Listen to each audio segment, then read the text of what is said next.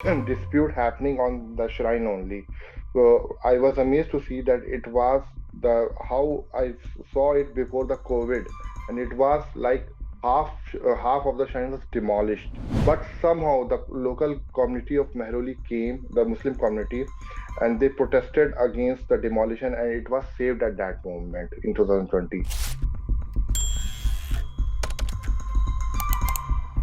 Can you first tell me what do we know about this shrine in Mehrauli? Since when has it been here? The shrine, it is said to be the oldest shrine of Delhi, and this shrine dates back during the time period of late Tomar Empire and the early Chauhan Empire, because the history of medieval history of Delhi starts from the Tomar Empire, because there is a fort where this shrine exists.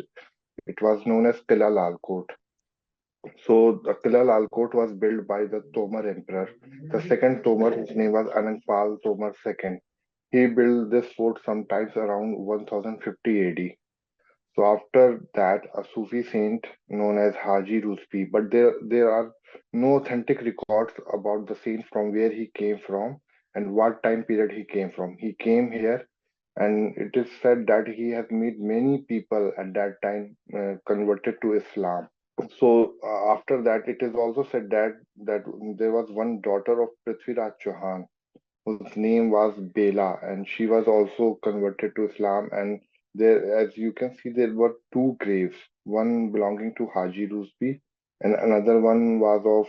It is said that it's not a surety that another one was a grave of the daughter of Prithviraj Chauhan who converted into Islam, but there is no authenticity about this theory. And this is the oldest Sufi shrine, right? Yeah, yeah. Okay, okay. It is, according to the historians, they say that it is the oldest Sufi shrine of Delhi because the prominent Sufi who is well known, the oldest one is known by the name Khaja Qutbuddin Bakhtiyar Kaki, who is also resting in Mehrauli.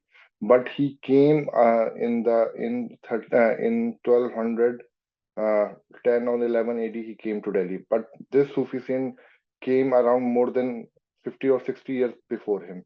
So can you tell us a little bit about Baba Haji Rozbih? What do we know about him? Who was this person? From where did he come? And his role in Delhi? What was he doing here? Can you tell us a little bit about that? As I told you earlier, that this saint recorded history is nothing in the historical regime. Also, the ASI states that we have all gone through all the historical regimes. We haven't weren't able to found the exact name of this person or from where he came from. Just a theory arisen from the prominent in the 20th century. There were few historians who named him in the book, because recently I was going through an article on Hindustan Times, because in Hindustan Times there was an article published from a prominent historian. Her name is Rana Safi. She's well known in Delhi because she has written many books on Delhi's trilogy of Mehrauli and other parts of Delhi. So she said that there was a historian in the 20th century. I'm not remembering his name. His title was Zafar. He has said that there was a saint who came from here, and the theory which I told you earlier, that he came here and he converted many people into Islam, but there is no record from where he came from and how he came here. And he lies resting in front of a gate which was earlier known as Ghazni Gate, where the shrine was situated, because that was the main gate of the fort, the fort Qila Lal Kot. It was Ghazni Gate, and before that, before Ghazni Gate, it has the name Ranjit Gate when Prithviraj Chauhan was ruling, and before that Tomar were ruling. But when Gauri, Shahabuddin Muhammad Gauri, who captured in India in 1192 battle, and he captured the fort in 1192, and he changed the name Ghazni Gate. So there are no authentic records of the saint. But since since Delhi is known as the spiritual center of Sufism. This Sufi saint's name have come in many books. Like there is one book, there is one theory that India is sorry, Delhi is known as Delhi Bais Khaja ki Chaukhat. It is said that Delhi is the Bais Khaja ki Chaukhat. In that book also, this saint has a prominent name in that book. Which brings me to my next question is on can you tell us a little bit, what is the history of Sufism in Delhi? What is the significance of Sufism in Delhi? And do we have similar shrines dedicated to Sufi saints scattered around the city? Delhi is known as the epicenter of Sufism because the earliest Sufis, like the prominent one Khaja Muinuddin Chishti, who's bitterly known as Gharib Nawaz of Ajmer. First, he came to India. He firstly settled in Delhi for a small time period, and then he migrated to Ajmer.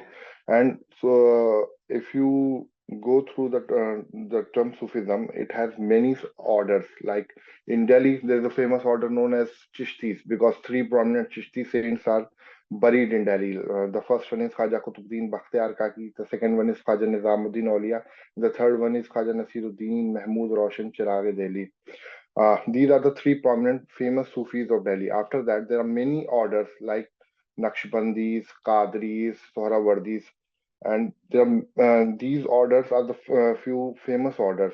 I have all covered these orders in my book, The Lost Sufis of Delhi, which was published in 2020. And there are many Sufi saints like Haji Rozbih, who lies resting in oblivion in Delhi, but no one knows about them. And if you, especially the area of Mehrauli and the area of Saket, Chirag, Delhi, and Begumpur area, the southern Delhi special area. These were the epicenter of the Sufism. They were the abode of Sufis who came here from 12th to late 16th century, and they settled in these areas. And believe me, in Delhi, there are more than 400 Sufis who are buried in Delhi in oblivion, and no one knows about them. So Sufism has widespread all over India, and the epicenter was Delhi only. But people only recognize only 3 to 4 Sufis where people go, especially the shrine of Nizamuddin Aulia. And also, the shrine of Nizamuddin Aulia was not so famous before 2011. It got popularity after that song of the movie Rockstar was picturized at that venue, the Kun Faya Kun song. After that, people got to know about that there is there is Sufism, and people generally affiliate Sufism with Qawwali. And Qawwali is just a small part of Sufism, and it is only permissible in an order of Chishti. And other order like Naqshbandi, Sohrawardi, and Qadri, they are not much inclined towards this culture of Sama and Qawwali. So that's how Sufism is from Delhi only, and it has spread all over India. Was there any specific reason why Delhi became its epicenter, geographic or any, what was the reason? There's an important reason because Delhi was the capital from starting of the medieval history. If you see, Delhi was the capital during the time period of Qutbuddin Aibak.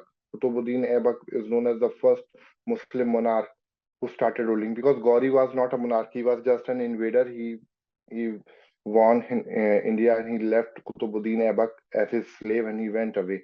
So at that moment, when Qutbuddin Aibak became the Sultan of Delhi, many Sufi saints started coming to India, especially because of the Mongol invasions.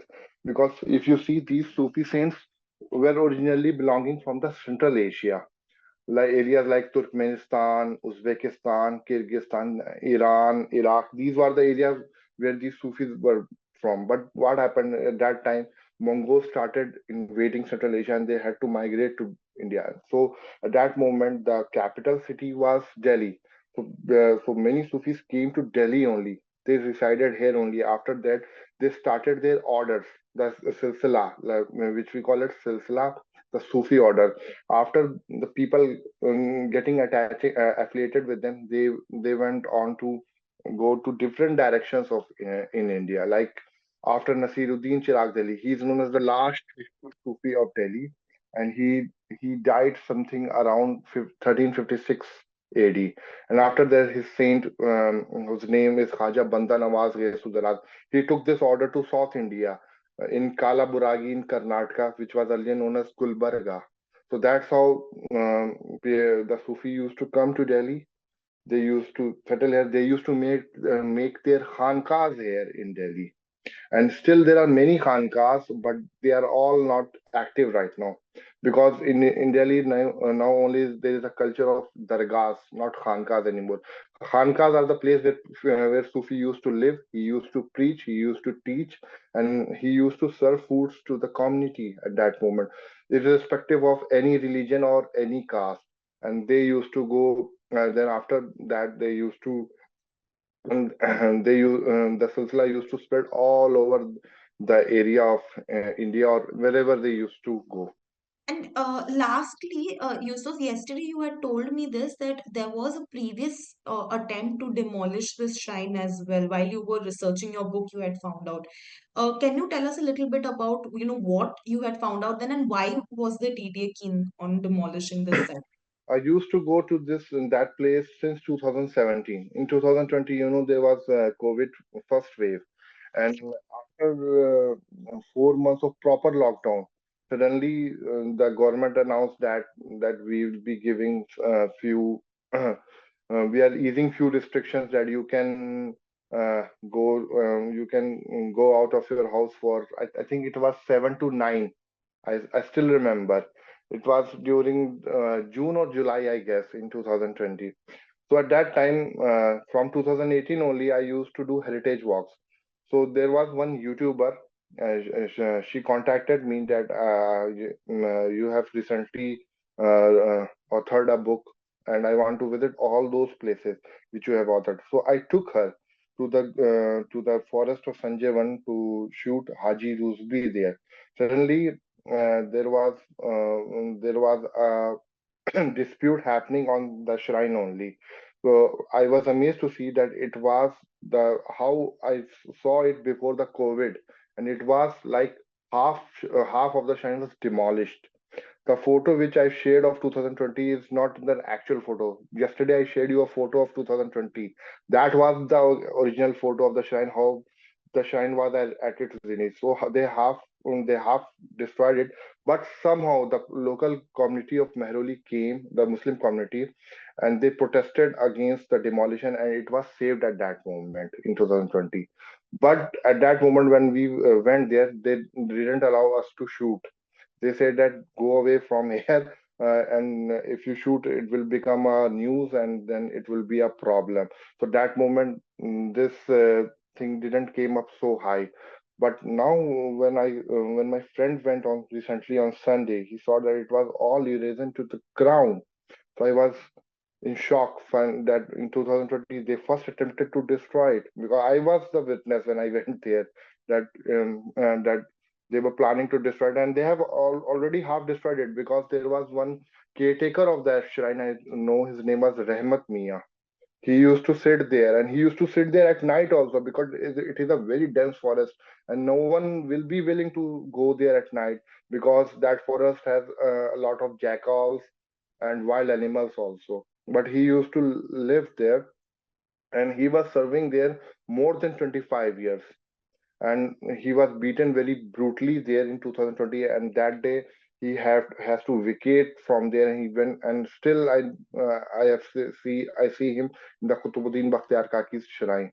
And I once I talked to him 1 year ago only. He said that I won't be going again even anymore, because they are planning to kill me.